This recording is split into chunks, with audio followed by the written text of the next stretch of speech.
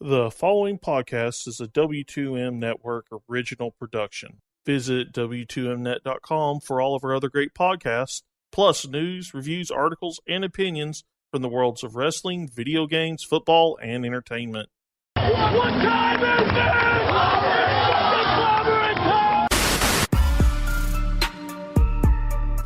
I knew you'd come. Delete!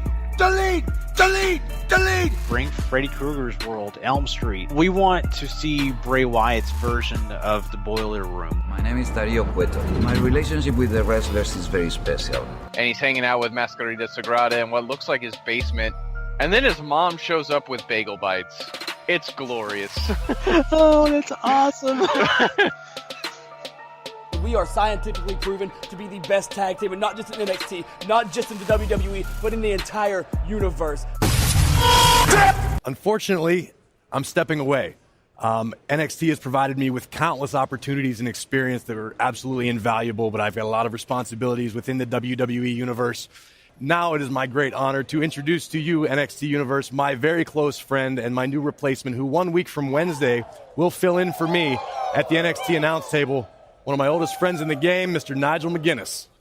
Nigel, welcome to the team. Thank you very much. It's lovely to be here. You know, it's sad that you're leaving, I'll be honest with you. But at the end of the day, I couldn't be more excited to be here. I've been in the ring with half these guys before, so it only made sense that I ended up here eventually. And ultimately, someone has got to keep Percy Watson off the ledge. I knew I could trust you. I knew I was making the right choice.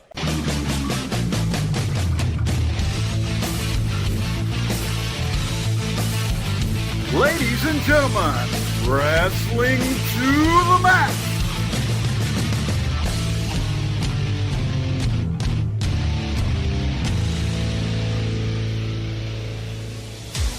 And your hosts, Gary Vaughan, Sean Garmer, and Paul Leazar.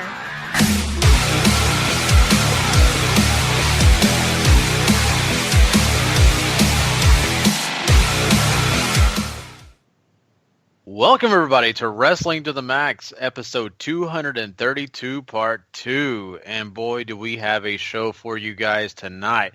We are going to be talking all about some big, huge news topics like Seth Rollins and his knee injury. What's the plans? What's going on with that knee? And is he going to be in the mix for WrestleMania 33? Plus, we're also going to jump into some talk about Ring of Honor and them losing another big name on their show. And maybe not a spoiler, but kind of a thing to kind of think about. It's not a wrestler. Also, guys, we're also going to be jumping into some New Japan talk, and New Beginnings is coming your way. So we're going to preview that, give you some of the ideas and thoughts that we have about it, as well as talk about this week's Impact Wrestling. So we've got a really cool show. I am thrilled about it. Of course, if you want to come find more of our shows that we do, you need to go check out W2Mnet.com. That's right. That's the place where you go find all our review shows, all of our Wrestling to the Max episodes, and, of course, all the other great shows are part of the W2M network. And, of course, that's what you go find if you want to go find us on iTunes or any other device or program that you use to listen to any of our podcasts. Just go subscribe to the W2M network, and you'll have us right there on your dock, and every show will be updated every time we do one. Of course, I am your host, Gary Vaughan, and along with me is Mr. Sean Garmer. Oh, yeah, I make sure I didn't have myself on mute. There, so that's good then. Good, you're here. I almost said something, I was like, wait, I think my thing's still yellow. Hold on. Yeah, you're fine, though. You're on now. And but, you know, of course, well, we have Mr. Paul Leazar, too. Yes, sir, I am here. And boy, you know, we've got a lot of wrestling to talk about. Before we do that, though, guys, I just want to mention one thing. Of course, you know, we are going to give some Super Bowl predictions, I think, at the end of the show. Let's not give it away too early. I think people should wait, and they'll find out when we get to the end of the show. I'm pretty sure everybody's dying to know our Super Bowl predictions. They are. I mean, I'm sure they're just like, we can't watch the Super Bowl until we know these guys' predictions. Super Bowl. There you go. Oh, God, I just broke. Hey, I cannot call it that. I just got sued, I'm sure, by the NFL by calling it that. The big game. Excuse me. The other word I said was not there. Wait, I forgot game. You can't say that, right? You can't say Super Bowl? Yeah, that's That's an NFL specific thing. You're not allowed to say it. So please, NFL, don't sue us. I have nothing to give you anyway. But anyway, I mean, I can give you my wrestling T-shirts. But besides that, guys, I mean, we're going to talk about that later. But also with that comes all the great things like all those really fun commercials. We're going to get a chance to see Half of this them which are already out on the internet. Yeah, I know. Sadly, they do that now. It's sick. But I mean, what are you guys looking forward to most this week? I mean, I know you guys are football fans, but I mean, Paul, I mean, are you excited about the game itself or anything else? What are you most excited about? Yeah, I mean, I'm always excited to watch the game. This one could actually be relatively close, where the last couple of years has been pretty big blowouts, some more depressingly than others for this Broncos fan right here. But, God, I really want to walk into Sunday and be all excited for Atlanta and walk out with them having known that they kicked New England straight in the dick and took the trophy from them. But I don't think it's going to happen, guys. Ooh. I'm about to say, I mean, I'm not really looking forward to the Patriots winning again. So, I mean, I think it's going to be a good game and everything. I'm excited for the game. I'm just, thankfully I get my food resources on Saturday so I can have my stuff ready. My nachos and the Rotel and queso and all that stuff. And the beer, all that stuff ready to go.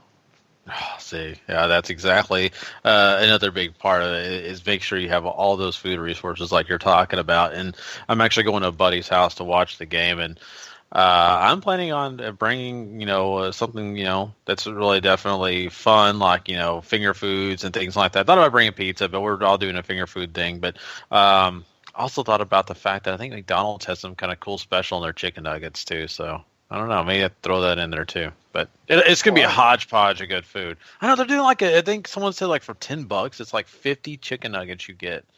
So I was like, dude, sounds like a sweet deal to me. But anyway, there's going to be all sorts of great food and all that. 50 chicken nuggets.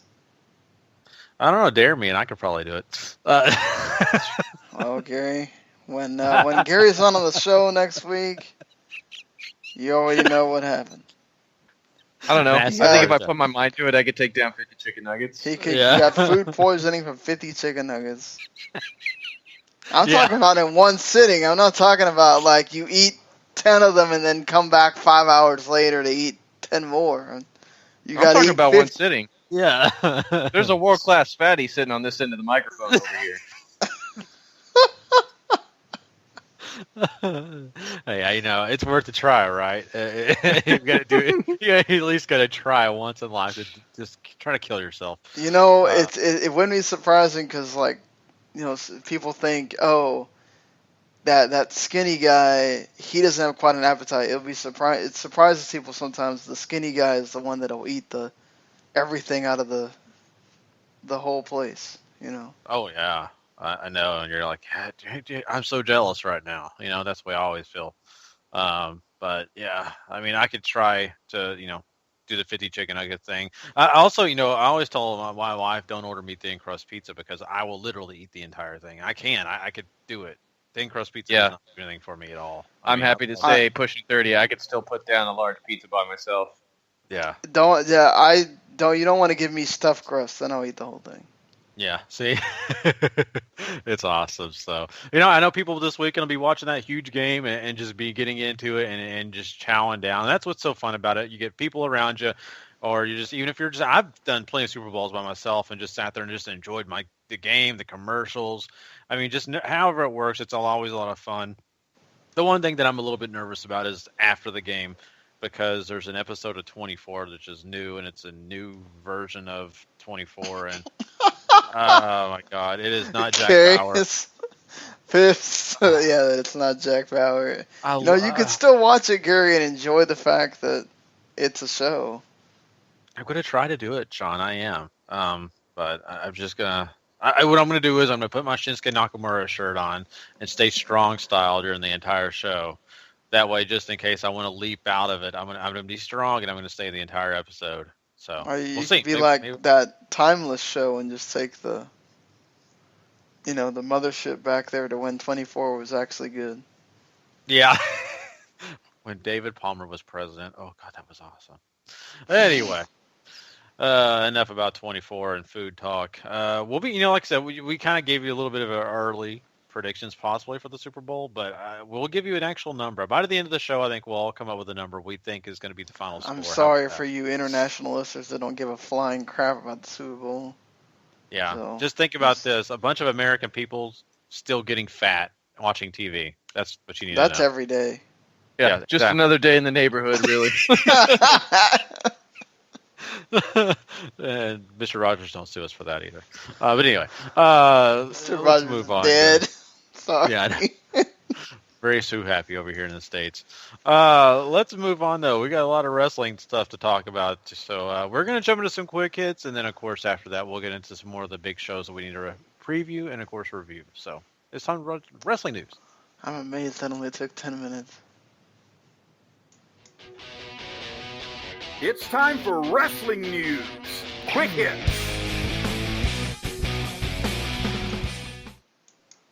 Do we have the drop for quick hits? Yes, it played. And okay, we are doing a meeting right on air. I know. I was like, Sean's like, I felt like that was forever. I'm like, oh, thanks, Sean. The opening. You're basically saying the opening sucked live on air. No, I'm saying that I'm surprised because I think last week we took like 15 minutes to talk about whatever it was. So yeah, I know. But hey, I love talking Super Bowl. So I don't care. I just if somebody really wants to come bash us for the one time we talk about ourselves at the beginning, you can there are ways to do that. Send us emails. Or if you just want to hear the scientific thought process about wrestling, you can skip. So, but let's talk about what's going on in the world of wrestling, and this is a huge deal. Somebody needs to create a periodic table. Yeah. Hey, you know who can? Roderick Strong. But, right. Let's get into the idea of the fact that WrestleMania could be missing one of their big matches or possibly not have any fear about it at all. We don't know. The reason I'm saying that is because Seth Rollins apparently was injured on Monday Night Raw during the attack by Samoa Joe. And this is legit. And they're really concerned about his knee. We've heard different speculation of this could be a short-term or even a long-term injury situation because he re-aggravated this surgically repaired knee. And, I think the best scenario for at least WWE and, of course, I think for wrestling fans is that he is able to be a part of WrestleMania 33, even if he can't work up and be in the ring actually during the build. But there's so much going back and forth. We don't have anything concrete on this situation, but looking at this whole thing, Paul, this is kind of a sucky thing because this is one of those big matchups I think that was really going to be helping WrestleMania 33. Yeah, I think certainly they were banking a lot on this one, especially with the tune-up back in January and them starting to build up with this and the big angle with Joe now and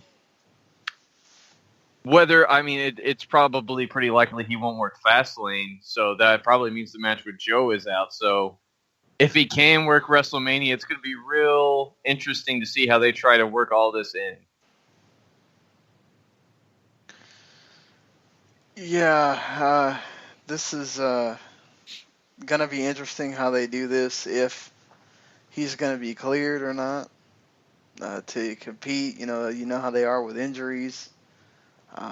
They'll either make fun of you on Raw about it or they'll be very serious about it. So, that was a joke, people. I had somebody actually really do that whole "it's real to him" thing when I said that when I was live tweeting Raw. I was like, well, seriously, this company wants you to sit there and take these injuries seriously, then they go make fun of you for it on Raw. Which one is it, WWE? But anyway, if he's healthy, that's good because Lord knows we don't need another year of them waiting to do this match. I hope to God if he does not compete, just do the damn match at SummerSlam. You're really going to wait a whole another year to do it? Just do it at SummerSlam. But hopefully for Rollins, he's okay enough to be able to compete, and it sucks. I don't think this is Joe's fault, though. It may have just been a miscommunication between the two. And, it is what it is. But thankfully, it's not as serious as they were thinking at first. Mm-hmm. Yeah, I mean, I think the bigger deal is if he's out long term, how much of a chore is Raw going to be to sit through now that they're missing one of the main event players they're used to relying on? Whoa. Oh God, Roman against Kevin Owens every week. You ready? Woo! Woo! Oh. And Chris Jericho's just gonna be waiting there. So whenever he does turn on Kevin Owens at some point. They're like, oh, Jericho, what are you doing? Oh, I'm waiting patiently because, we have to have this same thing every night on Raw now. Roman Reigns standing tall at the end. Putting Rollins' knee injury on the list. That's what he's doing. Yeah. Yeah. That definitely Rollins, your knee has made the list. I love it. Poor Rollins. And think about this too. It sucks for him for the fact that if he was to have to miss WrestleMania 30, that's 2 in a row missing, and that is terrible. And that is something that it was really important to these guys. I know we look at it and say, "Oh, yeah, of course, it's the biggest show," but these guys, work hard all year long to have a major role or to have some kind of significant role on WrestleMania. It is a big deal. It's a nice, exposure because everybody's watching it. It's such a big deal to them. And, I was even listening to a podcast this week with Tyrus, and he was talking about his biggest disappointment. And probably the thing that hurt him the most was missing and being dropped from his match at WrestleMania when I think that was WrestleMania 30, I think. I think it was WrestleMania 30. I can't remember exactly, but with the one where it was a 6-man tag. But he was talking about how that was the biggest problem and what really, made him so upset. And then you saw how Seth Rollins acted last year, missing. So this would be a huge hit to this guy. I hope it doesn't happen. I hope he wrestles. And like Sean said, my God, they got to have this match. They can't continue on not doing it. It's not going to be able to last another year. Sorry. So. Yeah, I don't think that either. It's mainly, I don't want to have it for him just because, that. But the only thing I will say, this could be a blessing in disguise for Rollins because maybe if he comes back, people will actually cheer him instead of the kind of, wonky reaction he gets now. I felt like people were starting to get into him, and obviously with the NXT thing and now the Joe stuff, like it could have really started heating up, and to have this happen now sort of is a bit of that's a bit of a big downer. Whenever you really could have started getting a lot of steam to get people to start cheering you again. At least Joe won't lose at Fastlane now. That's also good. Yeah, and sadly, that's what was my big concern was, what's going to happen with Joe. And then when I heard that Seth Rollins was injured, I was like, well, boy, that takes a little pressure off me because I kind of felt like, no, they're going to find some way for Joe to lose, and I just don't want to see that happen right now. He just got a part of this thing. Let's let him have some momentum going, But I don't know. Who knows? Well, speaking of momentum going, guys, let me tell you something about having John Cena win 16 times, becoming world champion. Guess what he's going to do at WrestleMania, Gary? What's He's that? going to have a match with Nikki Bella against Miz and Maurice. My God. Where's our soundbite for the toilet flushing? I feel like that's a little rough for somebody who may or may not be making it past WrestleMania and Nikki Bella, but... Well, I mean, isn't there speculation that after this WrestleMania that she's going to be retiring? I've heard some rumors of that. I don't know if that's true. I don't know why she's not having babies with John Cena, so... The worry is her neck is deteriorating to the point where she's almost in an Edge situation to where if she keeps going, she may not be able to walk. Okay, that's fair enough. Yeah. The baby and joke she's producing. is a joke. But. Yeah, you're right. She's not having babies with him, but, although she could quit taking her medication and possibly. But anyway. Pretty sure there would be no marriage at that point. Yeah. But at least you heard him, ladies. Stop taking your birth control if you want to keep a man. God, Gary. Hey, this is something I teach on Gary After Dark. You need to start listening to the show, Sean. But anyway, I can't say anything because that's how I happened. So. Oh yeah. My mom did that to my dad, and And Sean showed up. Hey guys. Hi, Daddy. But anyway, where's the ring? That'd be funny. Yeah, definitely. And my mom does not have a ring on now, so. Wow, it all happens for. That had nothing to do with it, by the way. I'm just continuing Gary's horrible joke. We'll move past all that terrible stuff. But yeah, I mean, this is interesting. You know, Nikki Bella is a producer on Total Divas, I believe, right? And so executive producer now. Executive, see, man. So she's. I really think that that's partially also because they might have told her, if you don't kick in some money, we're canceling this show. But seriously, the ratings are bad for that show. Like, I don't know why that keeps being a thing on E, other than WWE must be paying E to keep that thing on the air because it's not getting good ratings. Yeah. And how are they doing their other show, the Bella show? Then I mean, is that now show it just hit the network? So is that all it's on? Is the network, or is no? I'm saying like the first season 1 just hit the network this week. Okay. So yeah, it was a summer break show essentially. It only had like 8 episodes. I see. So it's one of those. Okay. But needless to say, at least if she does retire, she has other things to do. But to get back to the WrestleMania match you're kind of alluding to here, I guess I can't say it would be an awful match. I mean, honestly, I'm not thrilled about it because I kind of feel like I just think that they could put John Cena in a better situation. I have no problem with him facing Miz. It's gonna John Cena's just gonna bury the Miz. Well, yeah, like 20 feet under. So. I mean, if you thought AJ was getting beat up on the microphone, you just wait. I mean, I hope it's not WrestleMania 27 all over again, but I don't know. Mm-hmm. He's got to get that win back. That's how it works. All these years later, he's got to get that win back, guys. God. No one will ever have a win over John Cena. Ever. Triple H is like, that's right. Do follow my path. But anyway.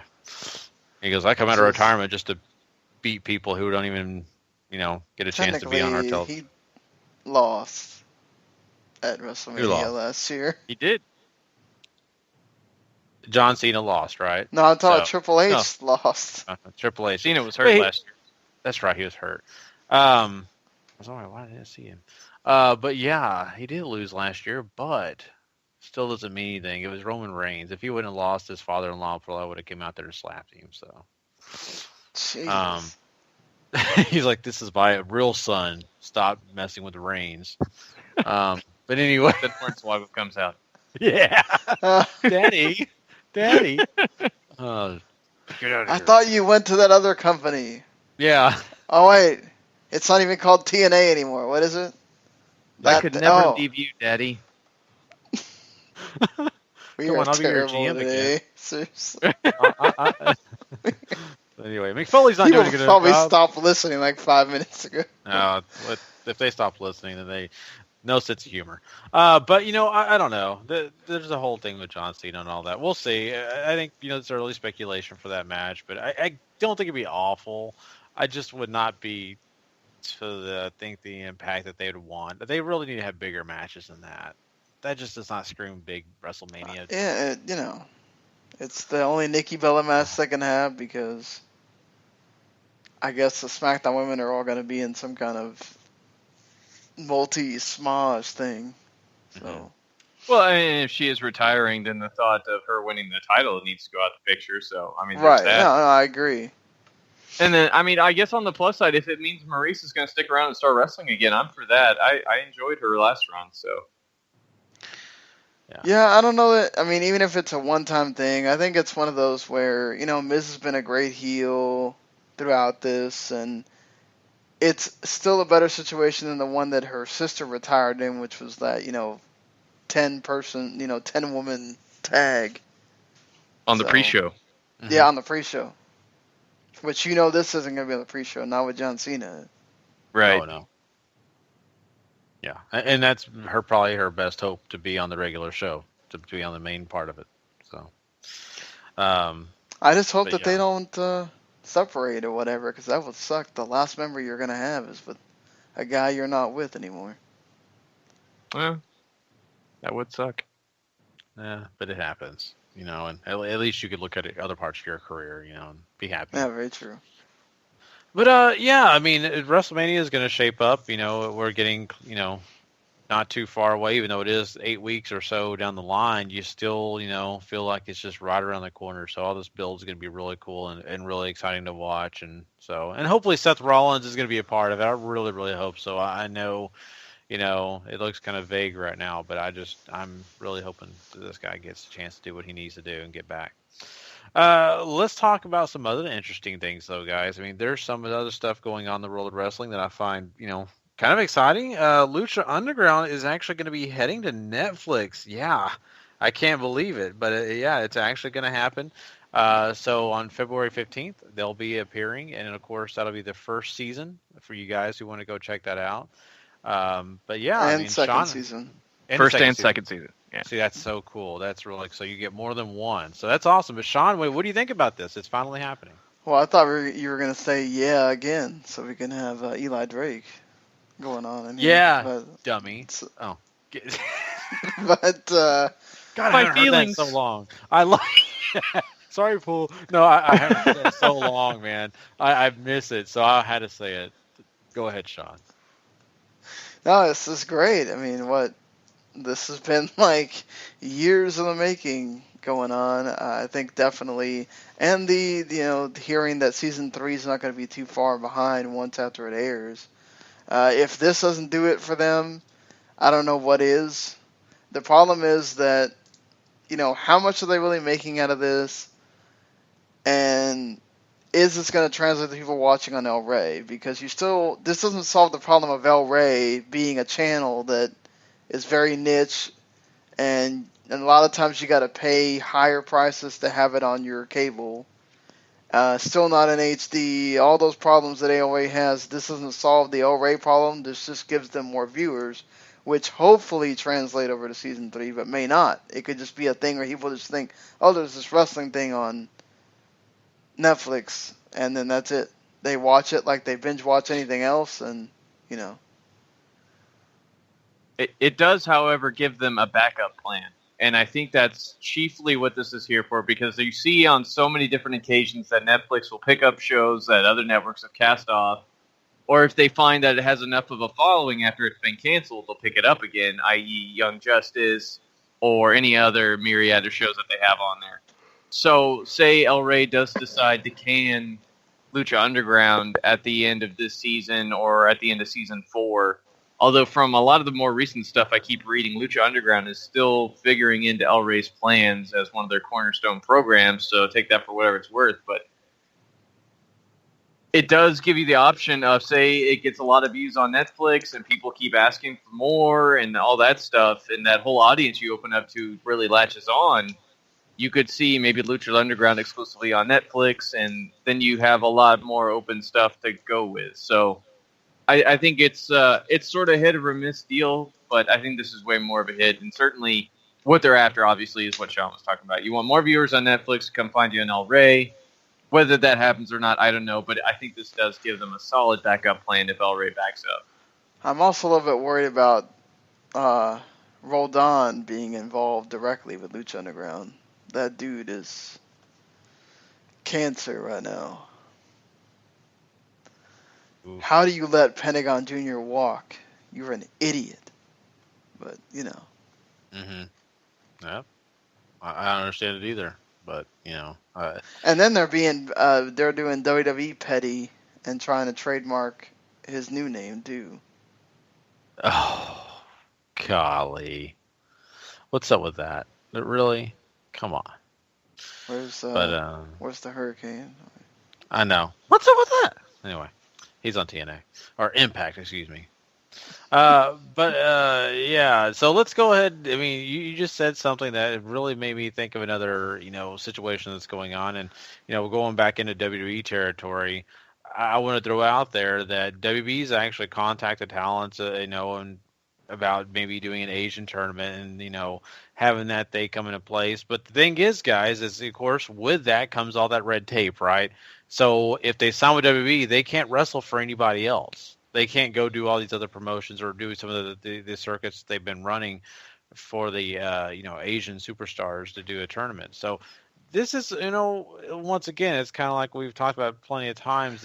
I know, but the Asian one's going to be really hard because, like, almost every promotion's on freaking TV. So you're going to tell them they can't work anywhere?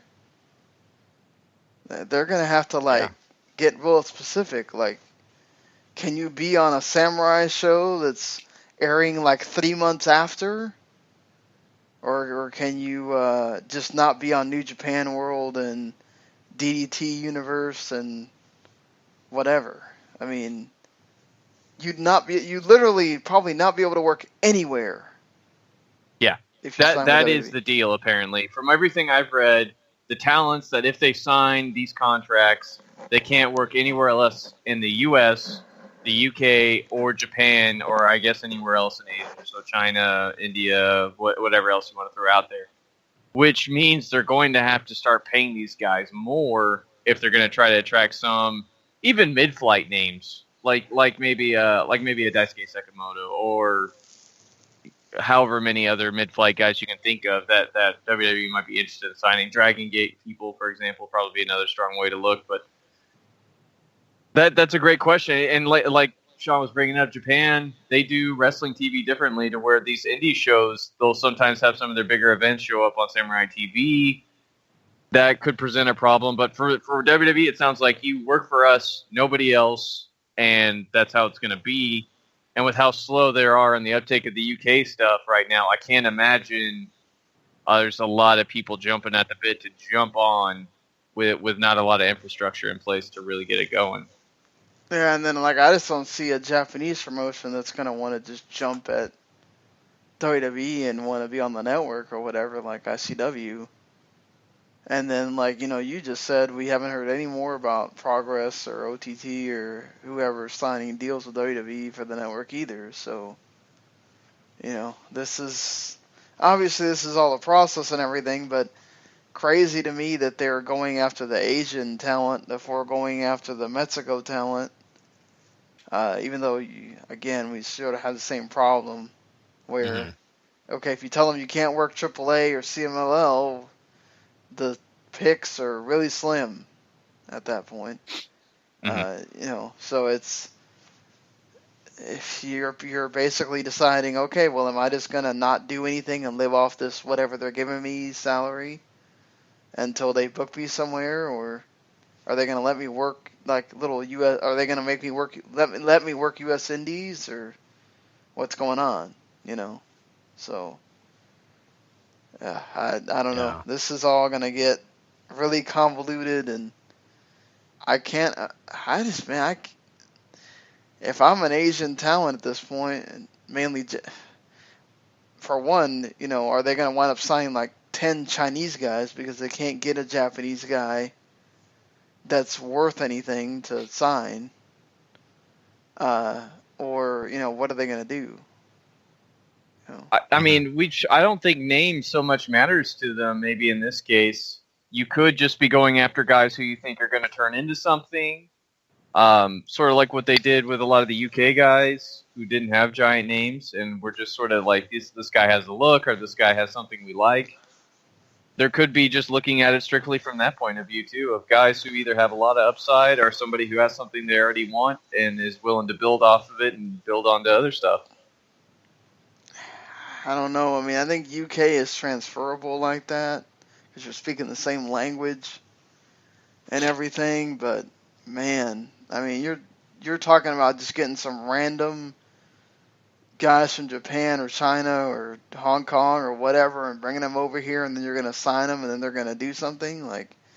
We already know how Vince is about guys with accents and problems, We still don't know the long-term goal of all of this either. So far, it's just network content is all we're talking about. And if that happens to translate into those guys getting big, then maybe you bring them over for a run in NXT, and then you bring them up the ladder, or however that's going to work. There's no clarification as to what exactly these are supposed to be other than network content and ways for WWE to scout talent within their own sort of promotional view that they have in these different areas is really all it sounds like so far. So I don't know if we should be so worried about seeing names show up on WWE within the next 2 years that are doing these things. True. Yeah. Who knows? I mean, this is going to be an interesting story to follow because, like Sean, you pointed out, there's so many guys that, especially in Japan, they have a lot of other options, and they may feel like that, WWE could be something special, but at the same time, is it really worth it? And, could they Not just to move mention, on? you're pretty much shut out from New Japan if you, probably for, however long that contract is, if you, unless your name's Nakamura or AJ, like, you try to go back to them years later, Kadani might go, oh, you went to WWE? Well, fuck you. Yeah. This isn't just like that, too. Okay. But let's not get racist on this show now. No, I mean, that's not racist. I just think the way you said it would be hilarious if you said it to him that way. But the inflection of your point. Could you imagine, like, he just goes on TV? Like his, his introduction to, okay, this is New Japan, California, whatever. Fuck you, Vince. Yeah. Like, it's just... Oh man, it would definitely be something newsworthy. But Vince talking would be about like, God damn it, pal, I'm gonna come get you now. yeah, I'm really gonna take down your territory.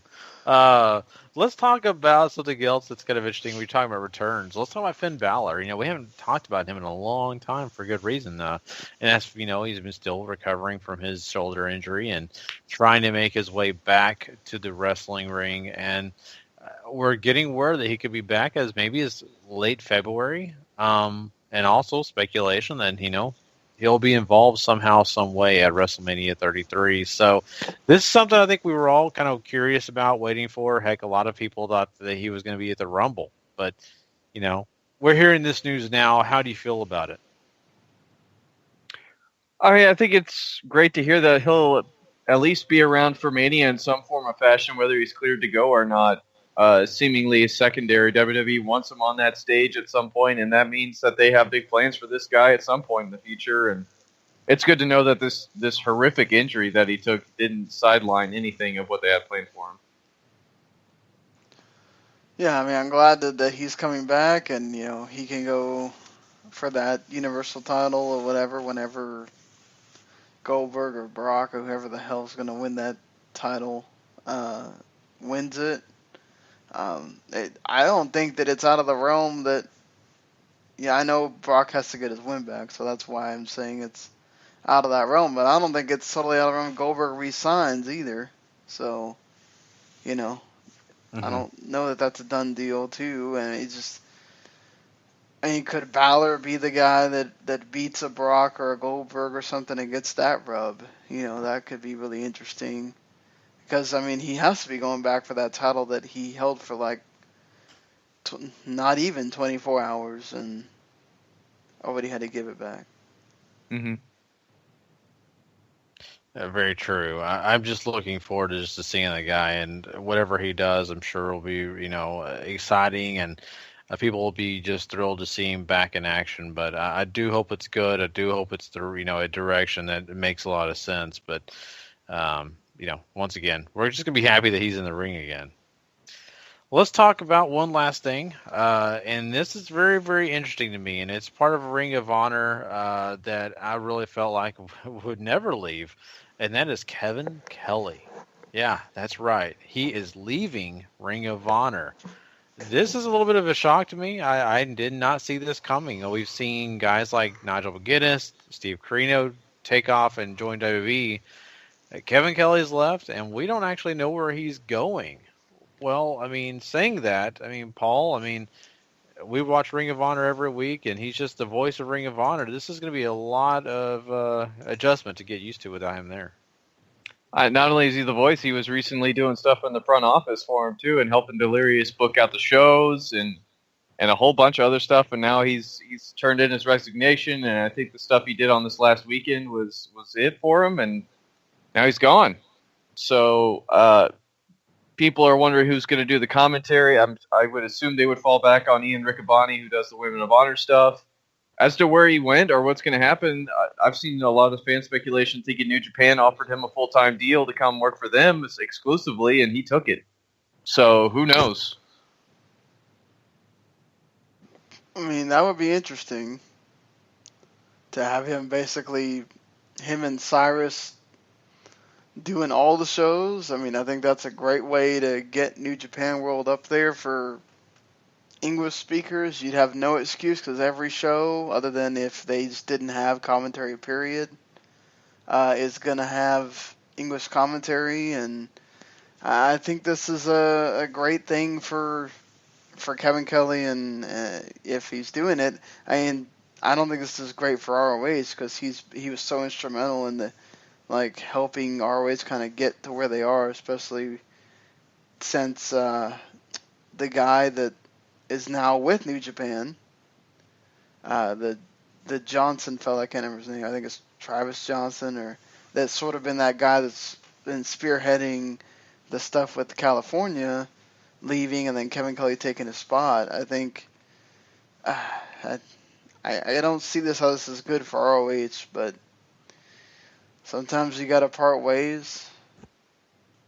I'm sure we'll hear more of the inside of why this is happening as the weekend goes on. Mm.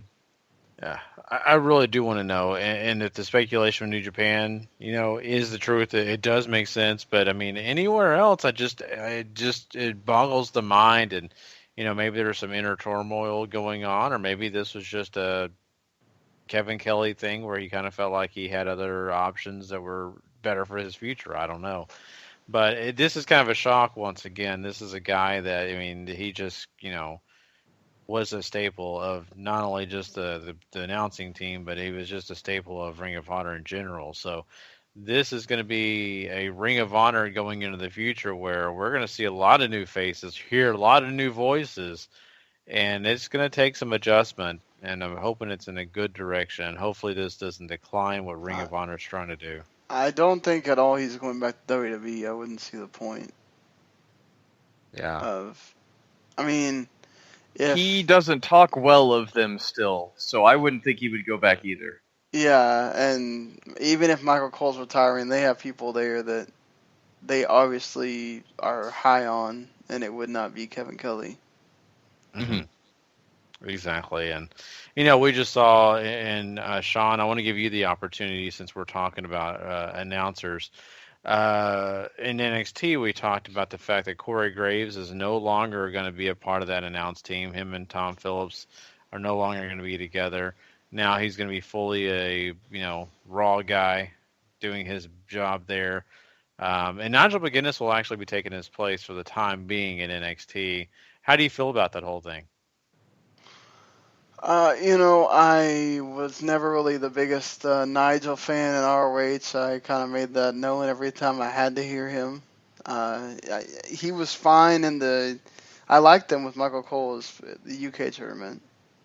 I don't know how I'm going to feel about him with Tom Phillips until he's doing it, but I kind of feel like that's the only guy other than Steve Corino would have been great, but I think they obviously have other plans for him to be the coach and only be the coach. So. Mm-hmm. But you just got to be happy for Corey Graves and the fact that, he's full time. I mean, he's doing a lot of stuff, so there was no way he was going to be able to keep up that schedule with how much he's doing with 205 Live and Raw and pay-per-views and other stuff. At some point, he would have had to give up something, and NXT always felt like that thing he was going to give up sooner rather than later. Yeah, you're very true on that. I agree. Well, guys, that is quick hits for us this week. We are, of course, going to have great news coming your way next week. But, of course, now we are going to move on from here. And it is time for us to talk some New Japan. That's right. We're going to talk New Beginning. We'll be right back with that right after this.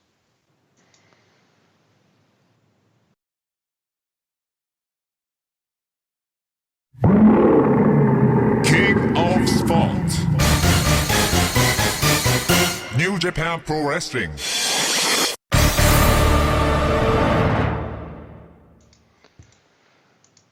Alright, why? I'm dumb. I should have had this stuff in front of me already.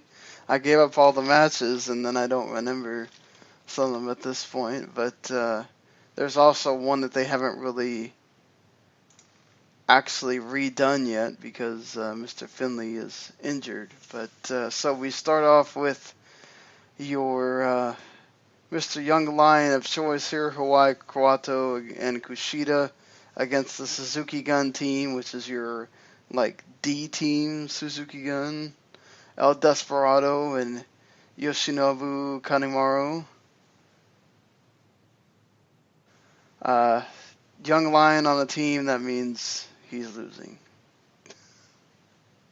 Yeah, I mean, shocker there, right? But right.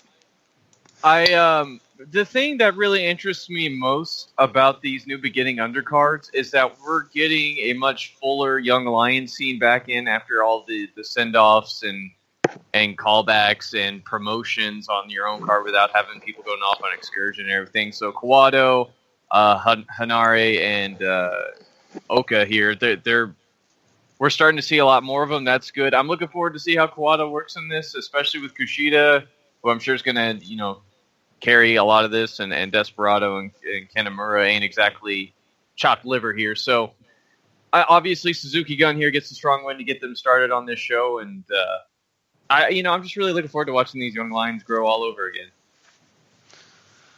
Yeah, it's always interesting with the Young Lions. How quickly are they going to be able to progress? We got spoiled by that last class, and we still get to see Finley usually every show or most shows. Unfortunately, he's hurt for this one, but I mean, we've seen how he's progressed. You can watch Jay White and ROH and the other guys over there in CMLL. So will Kawato and the rest of these guys be able to live up to that standard? Who knows? But they've got plenty of time to get there, at least, and they got the big guys too, which they haven't had the heavyweight, really the big heavyweight Young Lions for a while. So after this, you get the Tenkoji.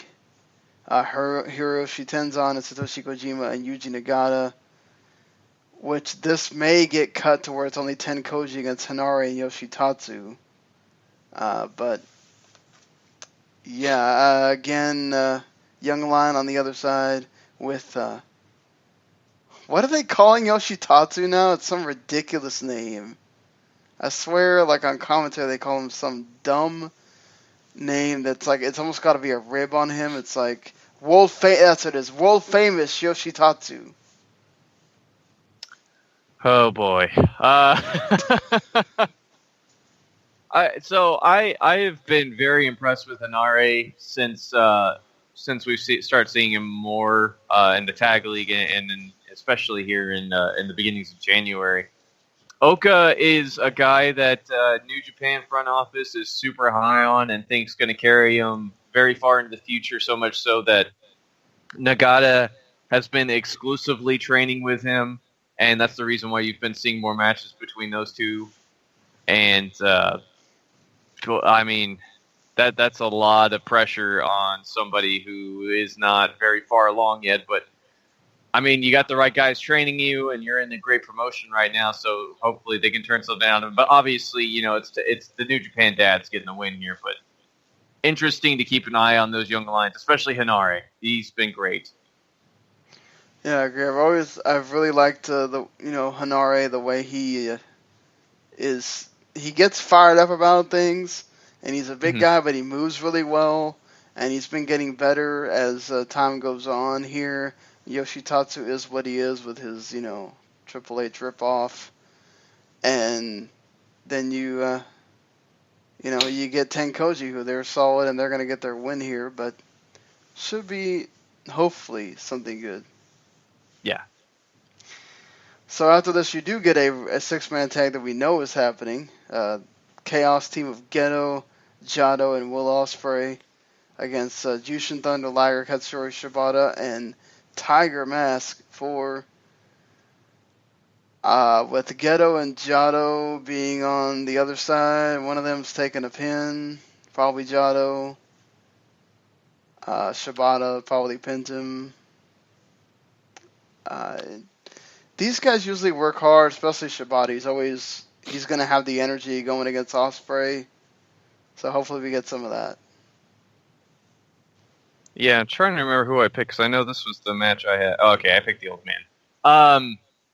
So this is all build up for Shibata and Ospreay's Rev Pro British title match on the next New Beginning show in Osaka, which should be great. And any sort of interactions they've had in their matches previously to this has been full of fire and piss, and pretty much Ospreay trying to show that he can just hang with Shibata in general, because he is the current Cruiserweight champion over there for Rev Pro. So a lot of story happening there. Liger and Tiger Mask, your old school junior heavyweights with Gedo and Jado in there, who's the other side of the old school junior heavyweights. So there's probably going to be a lot of fine work in this. A lot of it's probably going to focus on Shibata and Ospreay, but yeah, I picked Shibata and the junior heavyweight New Japan dads, if you will.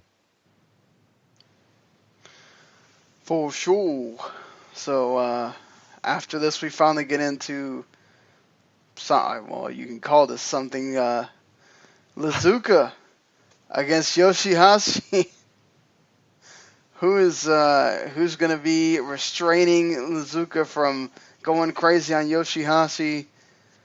I feel like this is a match made for Yoshihashi to win, maybe, because do we really gotta make Lazuka look strong? He's basically like just a dude at this point. I don't think it's so much about making Lazuka look strong. I think it's about making Suzuki Gun look strong here. I picked him to go over Yoshihashi here simply for the fact that I think they're trying to make this reinvigorated Suzuki Gun, who's coming back in to reinvade New Japan and stake their claim in the stable landscape that has become New Japan, something to keep an eye on. So I think he goes over here, or if not, Yoshihashi wins by DQ to where he's just going nuts. And I think that's half the reason Kanemaru is here, is to just hold Azuka's chain. I don't know how much wrestling action he gets. I won't know, but I'm pretty sure that's half the reason why he's here, is just to hold him back.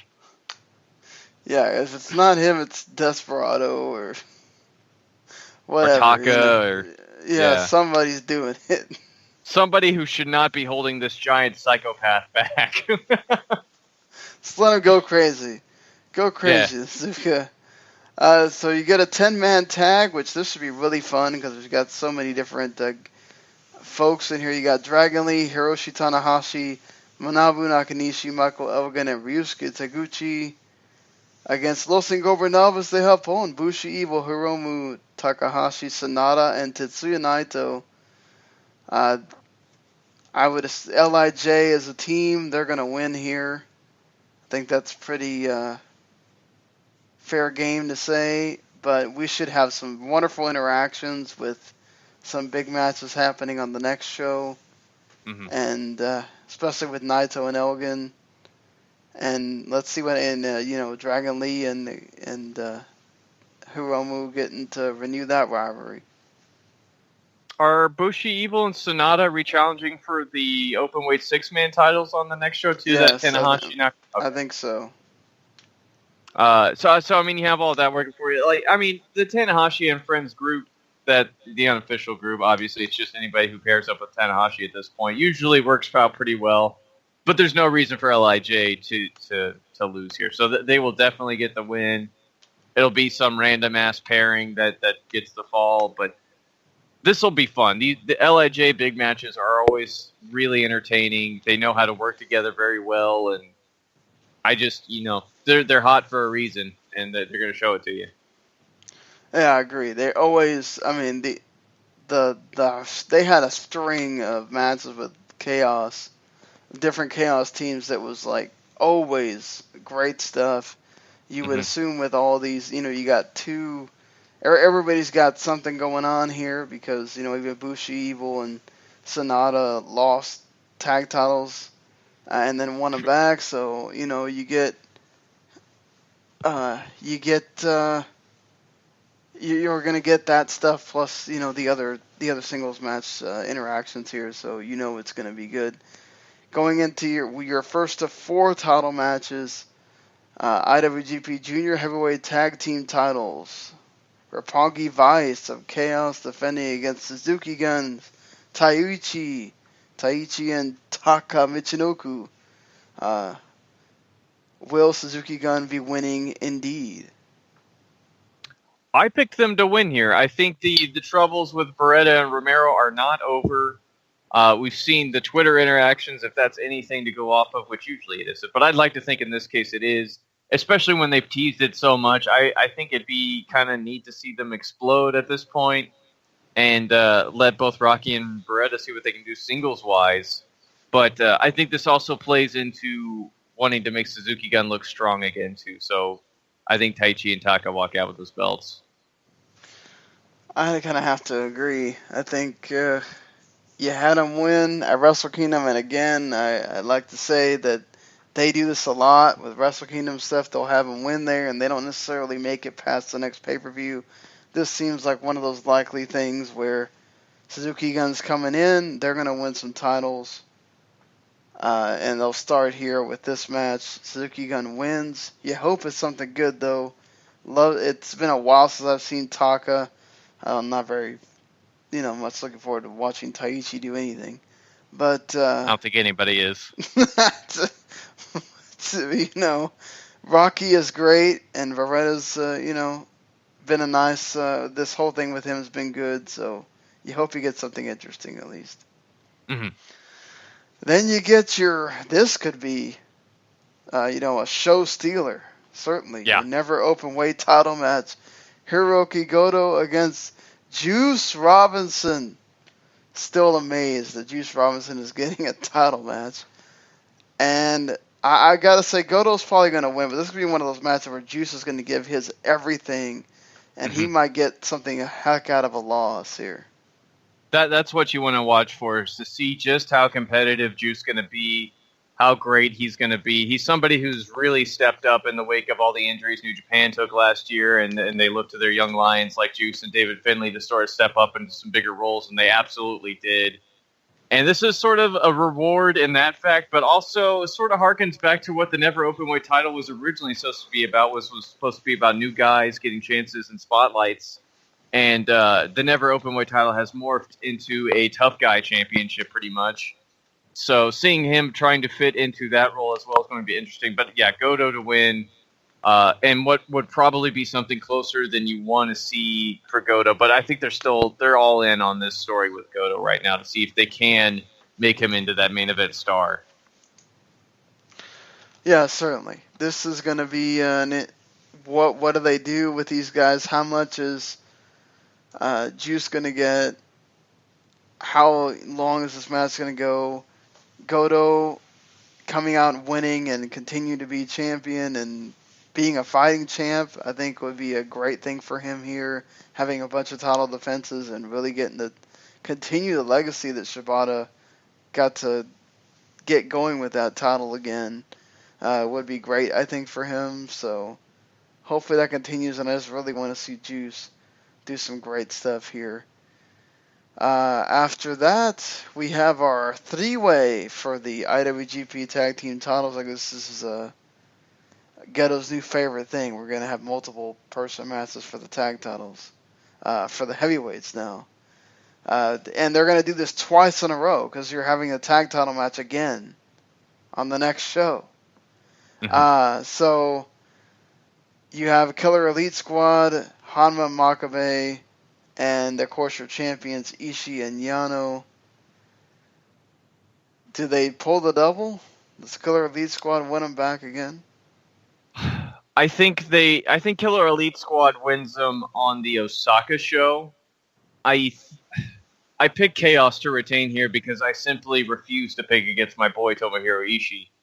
But I don't think they do this twice in a row without moving the belts once, if not twice. So I would look for Great Bash Shield to get the upset here in the short reign going into Saturday, and Killer Elite Squad wins it back. But I'd rather see Chaos retain here and bring that into the Saturday show where they look dominant, and then suddenly the Killer Elite Squad turn it around, find a way to win, and we move forward from there. I wish I could give that sentiment. I feel like Killer Elite Squad are going to win it here because they've liked to do this little do-si-do with the titles a lot recently. So I'm going to keep that going here and say that Killer Elite Squad win. Hopefully this match is good. You got three interesting teams. How is Killer Elite Squad going to deal with the comedy of Yano and, Ishii? Who's he going to get in here with? Are we going to get again Ishii and Yano just kind of picking spots, and it's going to be a Killer Elite Squad and Makabe and Honda match, or what is this going to be? That's also going to be something to keep your eye on, I think. And yeah, but I think Killer Elite Squad is going to come out here with titles. I need to see Ishii and Davey Boy just stiff the bejesus out of each other too. Like, that needs to be a thing. Totally agree. This needs to be a thing. Want to see it? Please let it happen. Please let it happen. And then finally, your main event. Minoru Suzuki challenging your IWGP champion, Kazuchika Okada. Man, this is hard. Obviously, these guys have faced off before. I'd have to imagine Okada's not losing the belt here, but again, I want to state that it's happened before. Okada could very well lose here and complete the trifecta. It's happened before. Suzuki is, obviously the leader of Suzuki Gun, and they do love to do this thing where they have the new stable come in and win all the belts and really show how strong they are. And it's so hard to pick this one because Okada's coming off this amazing match at Wrestle Kingdom, and they really look like they want to run with him for a while. And I kind of want to see him get a longer run than what he's gotten in the past. But boy, Suzuki's a beast, and I will never say no to him being the champ either. I'm going to stick with what I picked in the prediction as well and say Okada retains, but I'm eagerly looking forward to being wrong, Sean. Yeah, in the New Beginning after Wrestle Kingdom 9, the first one that we covered on the podcast, this happened. Bullet Club looked really bad at that Wrestle Kingdom, and then they came in New Beginning and they won everything. Again. So it's very possible that this is what happens here with Suzuki Gun. I mean, this seems to happen though with Okada, right? They don't have him keep the title the whole year. He loses at some point. And what a better way to make Suzuki Gun very important from the beginning. Oh, he beats Okada. Well, how is he gonna get the title back? And then you'd eventually think that he's gonna have the rematch with Omega again. How are they gonna get there? I feel like this adds intrigue and everything. I almost feel like you got to do it. Certainly makes the New Japan Cup much more interesting. Yeah, because how, is Okada going to get that win or somebody else going to? I'm going to say I originally thought Kenny was going to win the cup, but not so sure anymore with Suzuki challenging. And as you're saying, as I keep cutting you off, probably winning. Yeah. And they've also revealed, people that are going to be at the Honor Rising shows. Here you're going to get Kenny Omega. This is his first time coming back for New Japan, with Cody Rhodes also coming back. Adam Cole, Jay Lethal, the Briscoes. Looks like Ray Rowe re-signed because he's coming back with Hanson. And then you got Dalton Castle, Delirious. Silas Young coming in here. I have no idea who this other guy is next to Silas Young. Looks like a sort of Indian guy. Not any guy, but he's got like face paint sort of things under his eyes or something. And yeah, Young Bucks, of course, with all that. So you know, all the Bullet Club coming back with Honor Rising, and they haven't set matches yet for the shows, but at least you know some of the ROH talent that's gonna be there. Yeah, a lot of the usual suspects, which is great, and then a whole bunch more. I'm really looking forward to these. It's a much different Ring of Honor and a much different New Japan than what we got last time around. So we'll just have to wait and see, I guess, what we get here. And I have to think Yoshihashi's title match with Adam Cole takes place during these shows too. So that's something to keep an eye on. Yeah, that would make sense. To be the only time that it would really, unless they really just want to do it in ROH for no reason. But yeah, you'd have to think it happens here. And apparently, looking at something here, ROH might still try to use Kevin Kelly on dates when he's not in New Japan. So that really makes it sound like he took a New Japan deal. I would too. New Japan's going to pay you more. They're going to pay you more, and they're much hotter than Ring of Honor right now. Because Ring of Honor seems hot just because of all the people they're pairing up with. Even though they're looking like they're going to go on a bit of a slide. But you never know. You never know. They could find a bunch of stars in this top prospect tournament or something like that. Something that catches fire.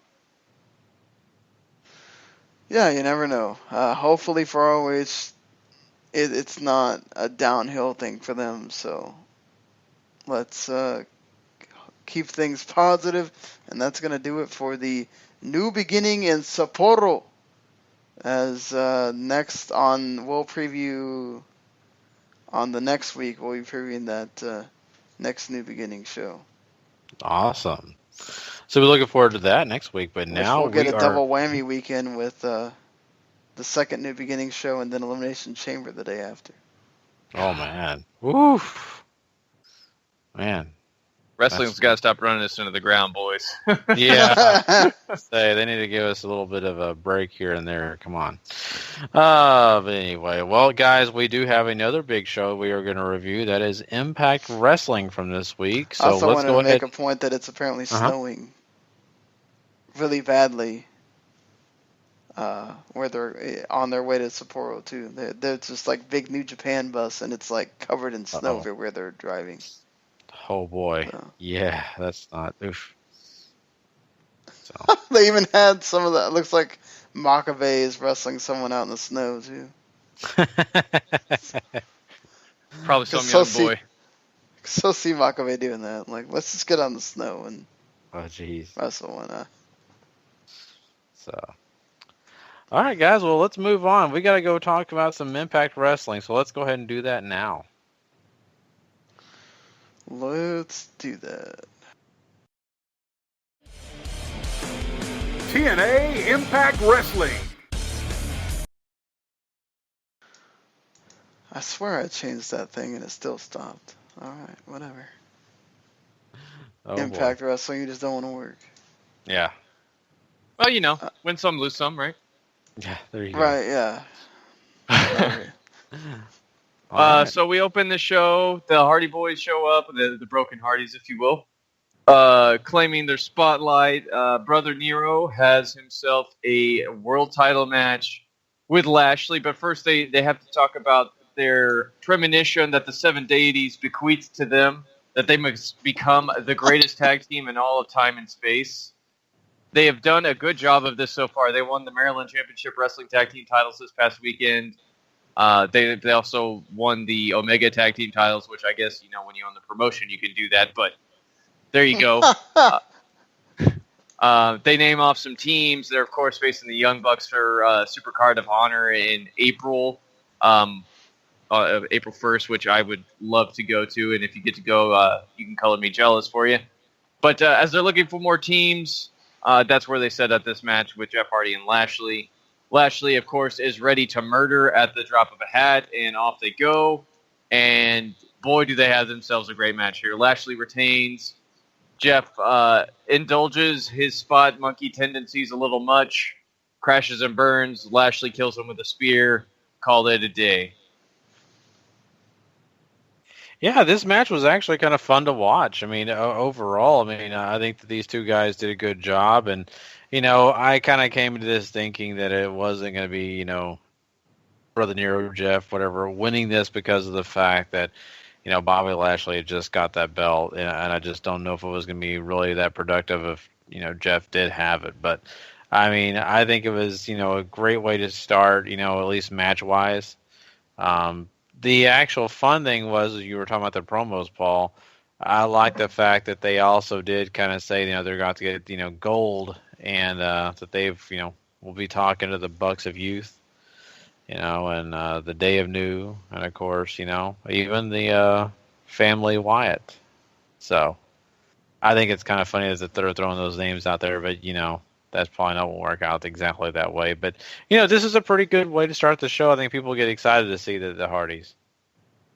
Yeah, I mean, they're still super hot, and you have places all over the U.S. booking them for this Expedition of Gold thing and putting them in tag team matches. So we could end up with Ultimo Dragon levels of pictures with them just covered in gold, which could be pretty cool. Yeah. So, Eddie Edwards shows up afterwards, puts over Lashley, challenges him to a rematch. Lashley is sort of looking at him like he's gone brain dead because, he's Lashley. And Lashley says he'll give him the match, but it's his last chance. So if Eddie loses, he won't challenge Lashley again so long as he has the championship. Yeah, I mean, this is good for Eddie Edwards, and of course, give him his chance to get the rematch. But we all know, I think, really, this is going to allude to some other things compared to him being a title holder again. Mm-hmm.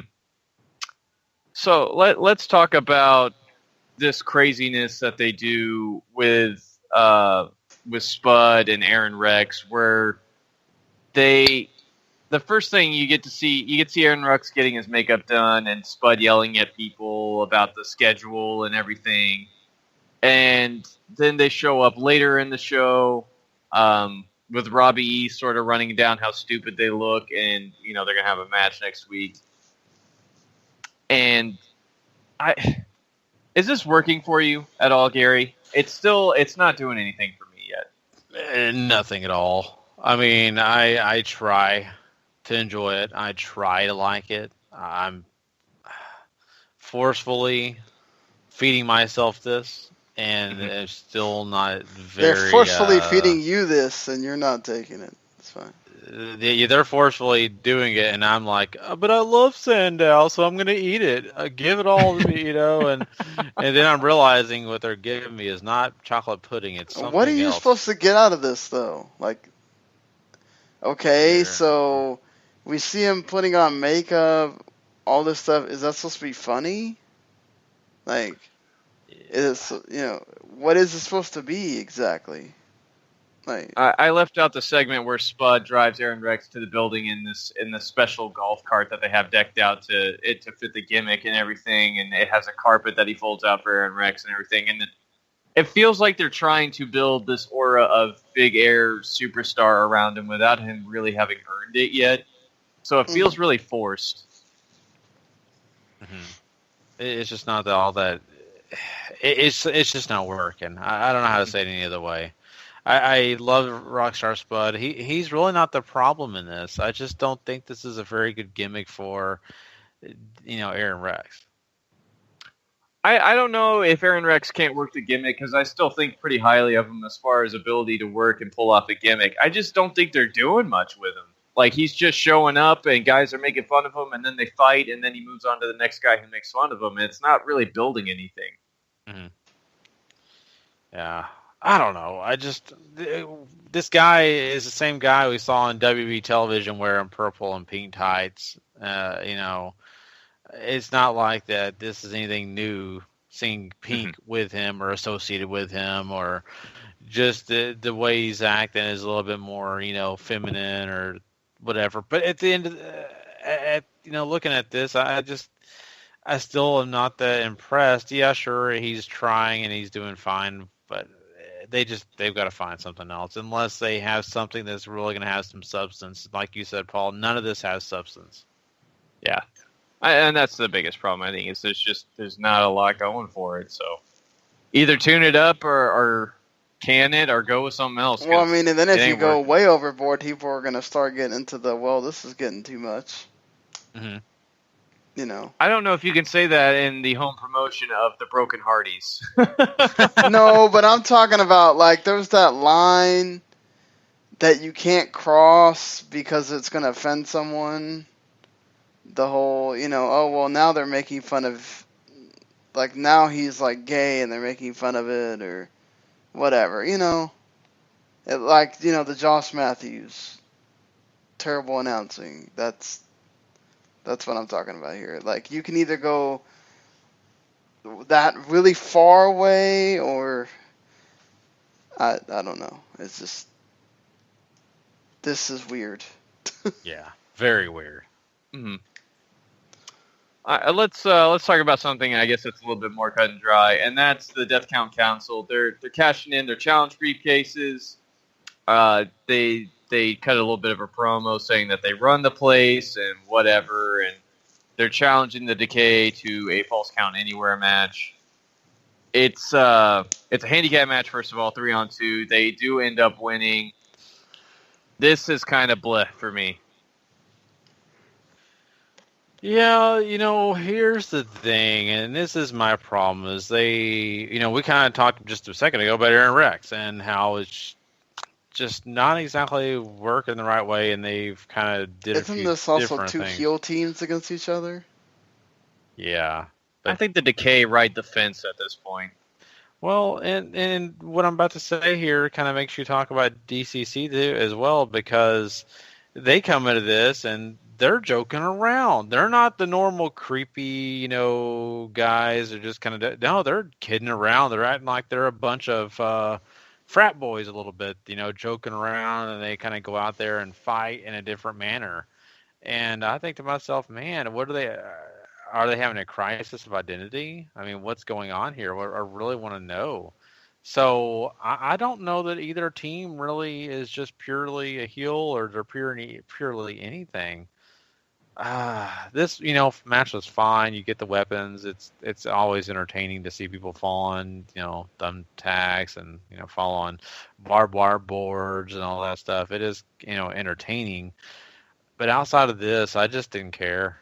I didn't care who won. It didn't bother me that, I thought that DCC was going to lose when Rosemary, did the mist, and then, DCC found a way to win. So at the end of this match, I thought to myself, okay, big deal, DCC. That's like, won. why Okay. are you just randomly having him take bumps like this on a TV show, just a random TV? This wasn't built up as anything. Oh, we're just cashing in the deal and whatever, and it's like, okay, this just felt like nothing. It just kind of feels like nothing. Mm-hmm. You're not wrong. Not wrong at all. I guess we could talk about something that does actually have some substance to it, and that's Brandy's interaction with Rosemary. Rosemary asked Brandy to join the Decay last week. She refused. Rosemary tracks her down again this week. Brandy turns her down again.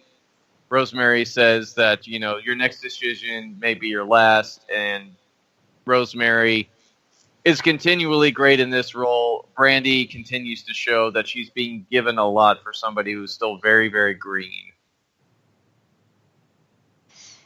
Yeah. When I'm looking at this, and I know what this is, that they're kind of forcing us to see Brandy, and they've got to fit her into the storyline somewhere. So this is just a force-fed kind of thing too.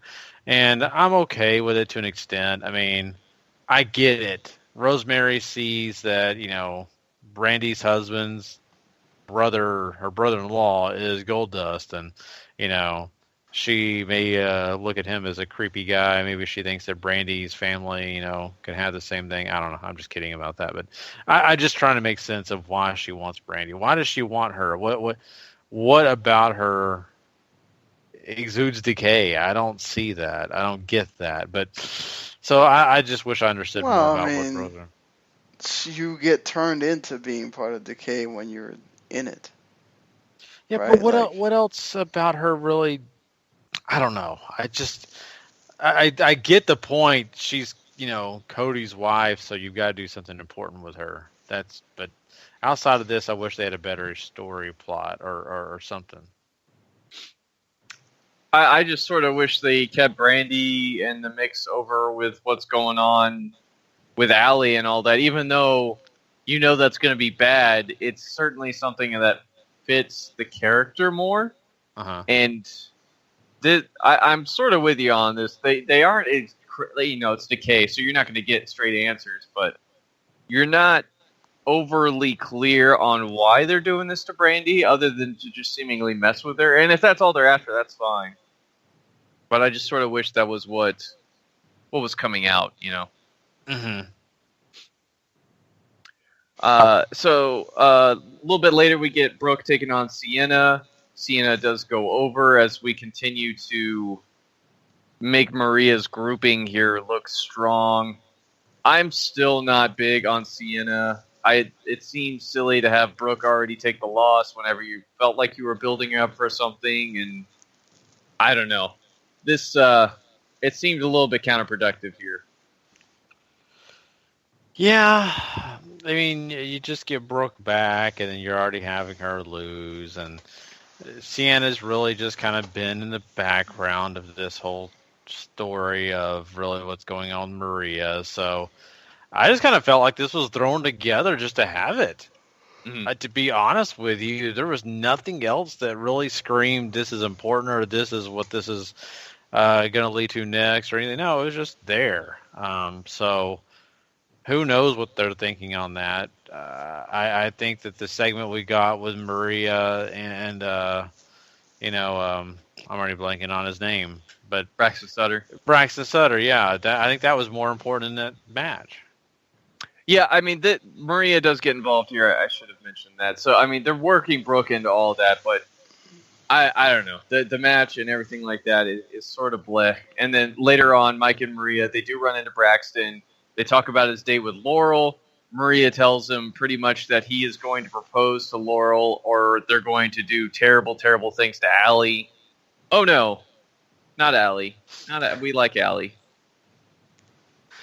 Yeah, this is. I mean, I was in tears when I heard this information. But no, I mean, this. Okay, so I like the thought process of Braxton Sutter standing up for Allie by staying away from her because he knows that she's going to be hurt. I get it, even though it's still silly, right? Because this isn't middle school, But they're getting even more ridiculous about it. Come on, the guy went on one date and you're supposed to be getting married.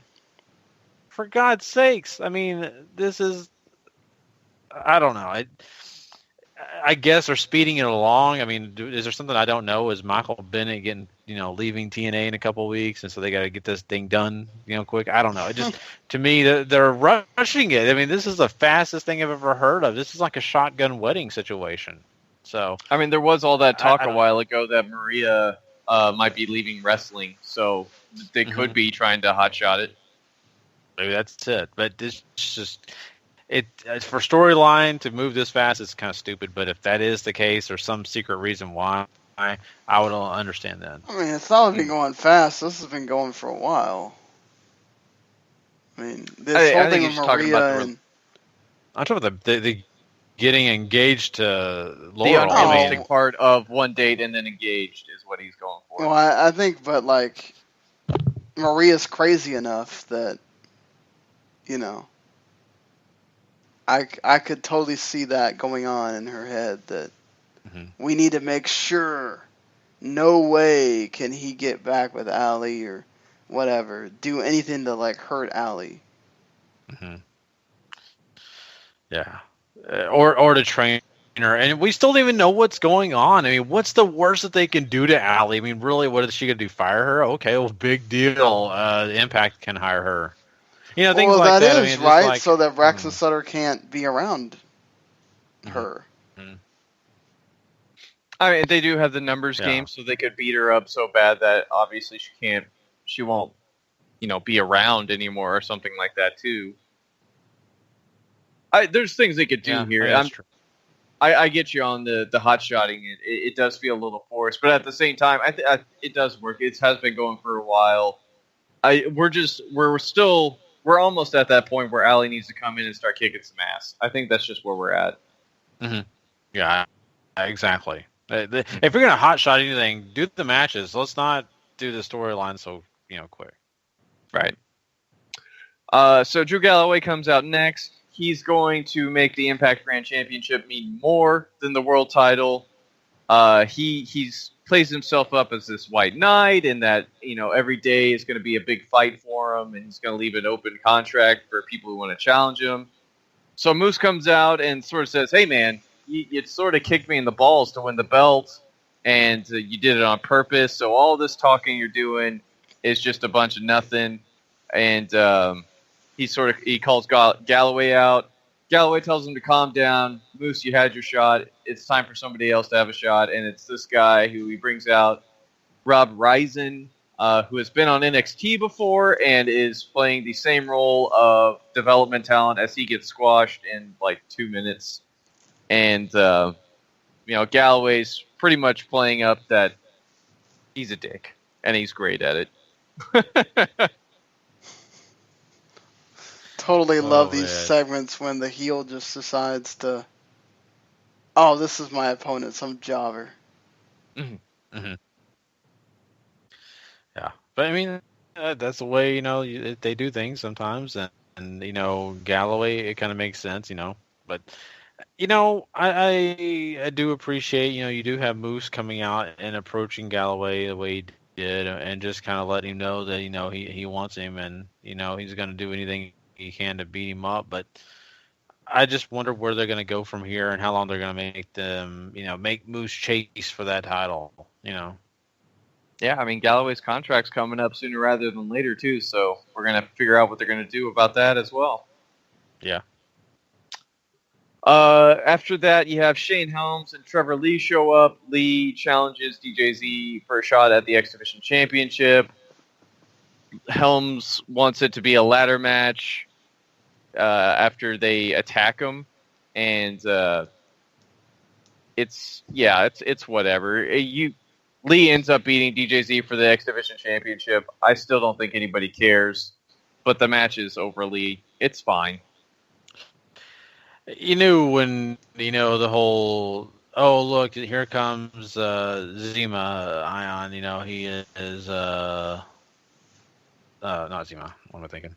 Anyway, the way that the whole thing is working out is you got a guy that's injured coming out, and you got DJZ being, the poor guy who's doing everything he do to protect his title, to keep it, but then, he's going to face off against, more than one person, really, and it just spells disaster. You knew it was going to be disastrous. It was disastrous, especially with them taking shots at the leg and ankle, whatever. So it ended up just the way you expected. There was no big, huge surprise. I mean, sure, DJZ did sometimes kind of pull things off and was able to get some offense going, but for the most part, it wasn't really super special. So I don't know. I'm kind of in an apathetic mode on this too, Paul. Mm-hmm. Yeah, I mean, they continue to give you no reason to care about the X Division title, so why waste breath on it? Eli Drake comes out next. He's got a challenge, for his challenge. Tyrus says that he has picked Drake's opponent, and it's EC3. Tyrus sort of mocks EC3 a little bit, and then for being hurt, and EC3 has a giant bruise on his side from his match with Lashley. He gets in there, he beats Eli Drake in about 10 minutes. It's fine, I guess. It's not overly great. I don't know if they're still doing this EC3 Eli Drake feud or not, but it's certainly not where it was a couple months ago.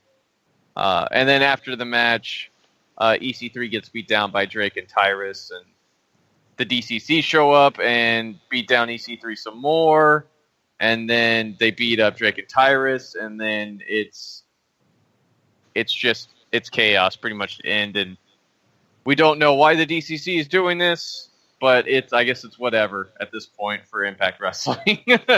Yeah, let's just throw crap against the wall to end the show. Yeah. In the DCC, once again, I mean, they're kind of in a weird situation because they're still trying to figure out who they are, and I think that,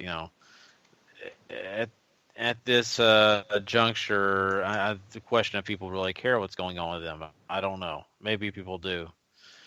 EC3, I like the fact they played off his injury. They did all those type of things, which was fine. It was, really cool to kind of get a chance to have him back because it seems like we haven't had him, I don't know, was it 3 weeks or so? He's been gone. And so it's nice to have him back and be a part of this show and all that. But Eli Drake, you need your voice back. We need to have it back now. Besides that, the rest of this is something you could have put on mute and be happy with. And because just really nothing eventually happened right. It was, EC3 was able to win, but then he gets the beat down. So, well, what do you come away with this? Just a bunch of mess at the end of the show. Yeah, I mean, Eli's not supposed to be talking, and it's gotten pretty convoluted since that big match. So I don't know. They're gonna have to figure this out. Lashley's great. The Hardys are great. You got some other pieces around, but they need to sort out their stuff pretty quick. Mm-hmm. Yeah, I agree. That's Impact. Yeah. So. Well, guys, that is Impact. And, of course, now we've only got one thing left to do on this show, and that is crown a Superstar of the Week. So we will be right back after this. Superstar of the Week.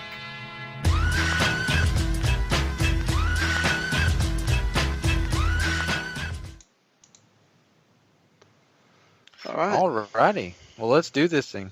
Let's go ahead and crown our Superstar of the Week, but we got to start off with our 1 point going to Bobby Lashley. Yeah, Lashley has the successful TNA World Title match against Broken Jeff Hardy, or Brother Nero, or whatever you want to call him. The match is awesome. It's totally worth your time. It's really probably the only thing worth your time from this last episode of Impact Wrestling. But still, Lashley's awesome, and it's a real shame he's in the Impact Wrestling doing this, because if he was anywhere else, he'd be getting a lot more attention. And we got 2 points going to two amazing, crazy animals and the Authors of Pain. Yeah, they had a really good match with DIY at the NXT TakeOver San Antonio, and they totally impressed.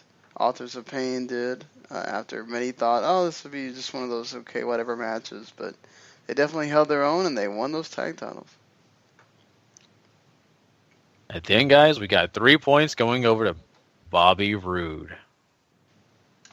Yeah, Bobby Roode wins the NXT Championship at NXT TakeOver San Antonio from Shinsuke Nakamura. It's a great match, lots of great storytelling, and in the end, it was glorious, boys. He's the champ.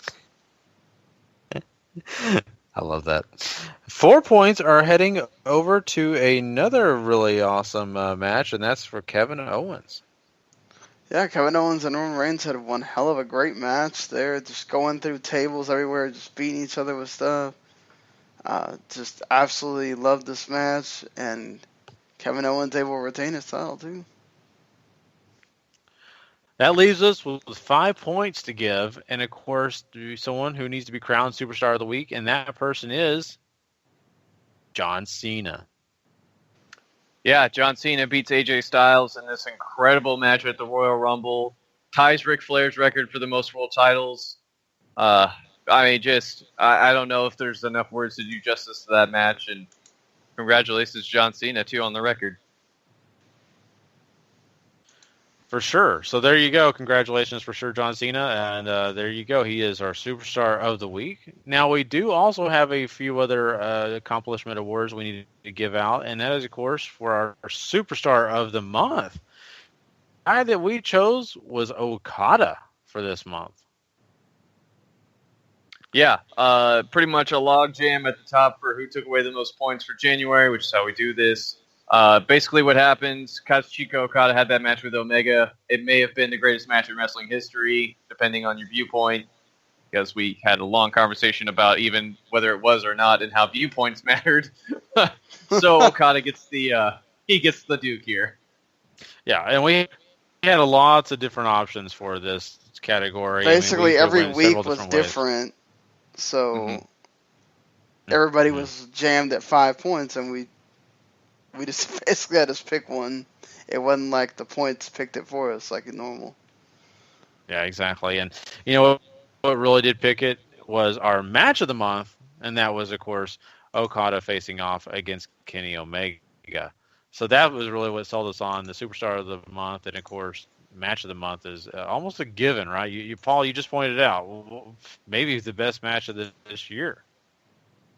So, I mean, it's hard to imagine anything touching that at this point, but, I mean, as crazy as last year was, I'm sure something might come close. Maybe, probably not, but who knows. I mean, the match made Meltzer decide to reinvent his star rating and give it 6. So, if that doesn't tell you how great that match was, I don't know if anything else will. Yeah, for sure. I mean, that's proof enough right there for me. Well, guys, that is our show for this week. We want to let everybody know that we appreciate you, everybody, coming and checking us out.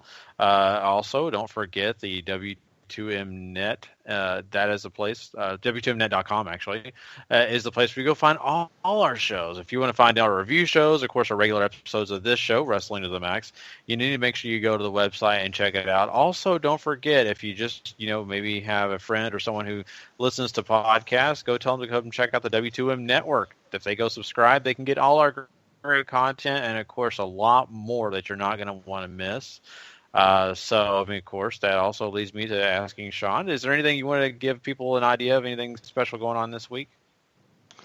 Mark and I just finished the Video Games to the Max, talking about the latest news, plus some games we're playing. Both of us I'm still reviewing it, but Mark's done reviewing it, but we both played Yakuza 0, which is a fantastic game, and the Yakuza series, that's actually the prequel to all the Yakuzas, so, if you never played a Yakuza game, just start there, you'll be fine.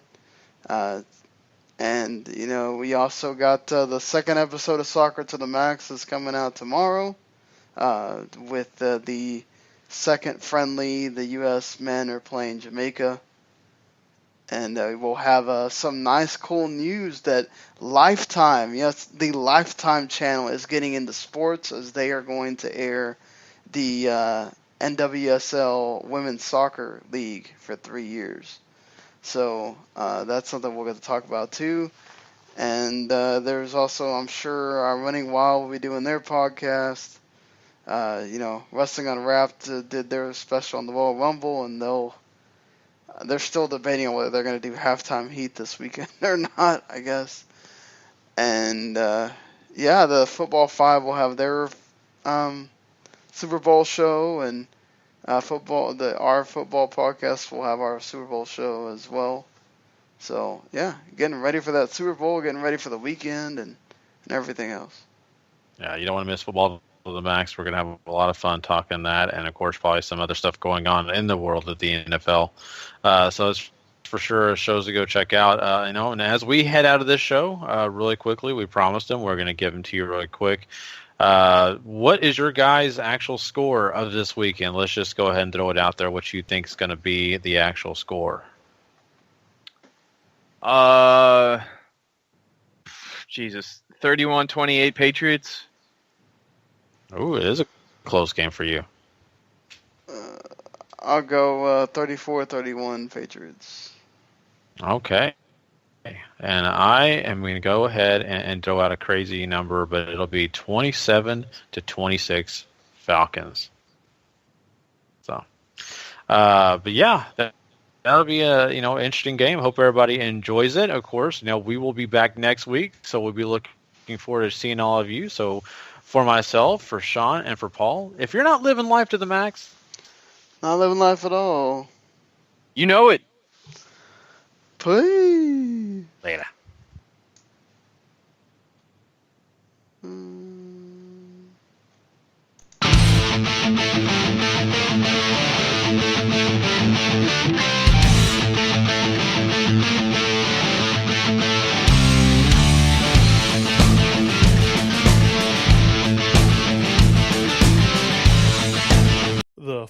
Podcast is a W2M Network original production. Visit W2Mnet.com for all of our other great podcasts, plus news, reviews, articles, and opinions from the worlds of wrestling, video games, football, and entertainment.